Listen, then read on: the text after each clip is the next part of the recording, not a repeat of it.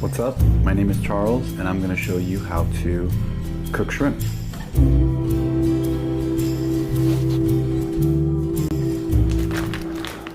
Shrimp. Frozen shrimp. Whenever we buy frozen shrimp at the store, there's a couple of things to consider. We're going to go over them right now. These are raw, peeled, deveined, tail-on shrimp. Raw versus cooked. Cooked shrimp tend to be very dry. They've been cooked and then frozen, so they have a lot of the moisture removed. I do not recommend buying frozen cooked shrimp. Peeled shrimp means that these do not have the shells on them. There are some advantages to using the shells, but it's easier to use these that are already peeled, especially for something like a pasta, which is what I will be using these for. Deveined. You don't want veins. Just get them deveined. Tail on means they have the tail on. They almost always have the tail on. So now that we know a little bit more about our shrimp, let us talk about defrosting our shrimp. When it comes to defrosting your shrimp, you're going to want to visit your kitchen sink. We are going to run cold water over these, and we're going to leave it running on a very low stream. This will circulate the water and it will actually speed up the defrosting process.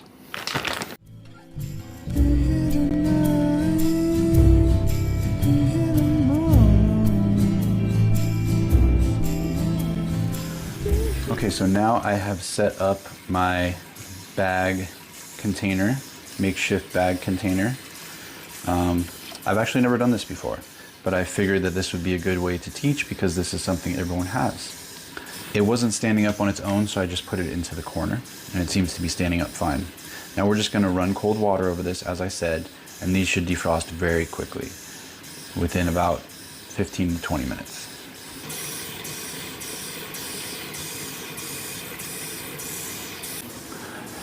After defrosting our shrimp, we are going to want to put them in a strainer.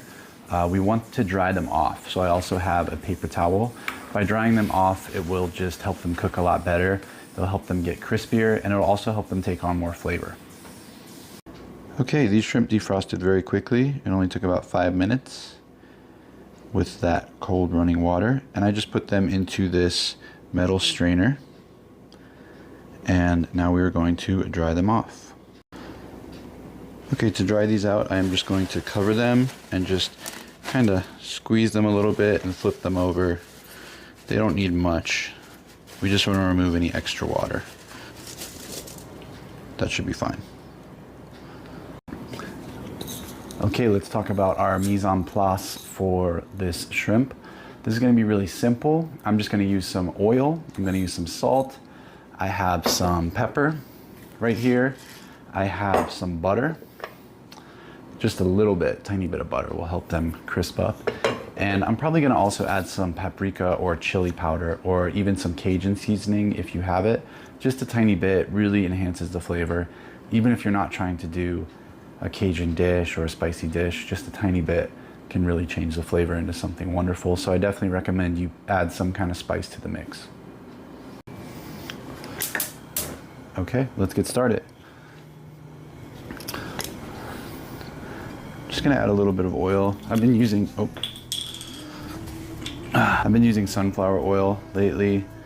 Add my shrimp, but we'll start adding one. When that starts sizzling, it's ready. Hear how it's making that sizzling noise? That's what we want. We want a sizzle, not a splatter. Once it starts splattering, I'll turn the heat down to a medium. Okay, now I'm gonna go in with as many shrimp will fit in here. I don't want to crowd the pan because otherwise we end up with a boil. Be careful. Okay. So I'll just start with that. So I didn't put all the shrimp in this pan. I only put about 3/4 in because I want them to get some color. So if we put too much in, it's too much water. So we need to evaporate some of that water and then it'll start to get some colors. Okay, now this is cooking and they're already starting to shrink. I'm just gonna add a tiny bit of salt. Shrimp are already kind of salty. And you can see this water starting to cook out. I'm also going to add my pepper now. Basically, I want these to get to like a medium rare. to where they're almost all the way cooked, and then I'm gonna add some butter. And that's pretty much gonna happen right now. The butter will really crisp them up. You don't need much. I'm gonna turn up the heat.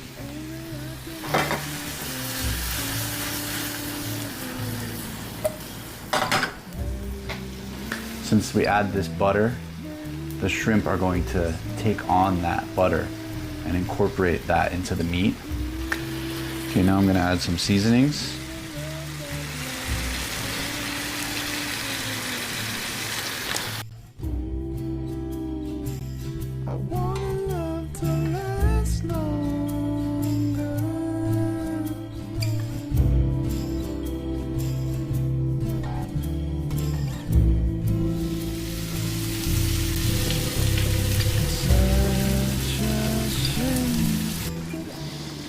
Here we have some beautiful, buttery, slightly crunchy, sauteed shrimp.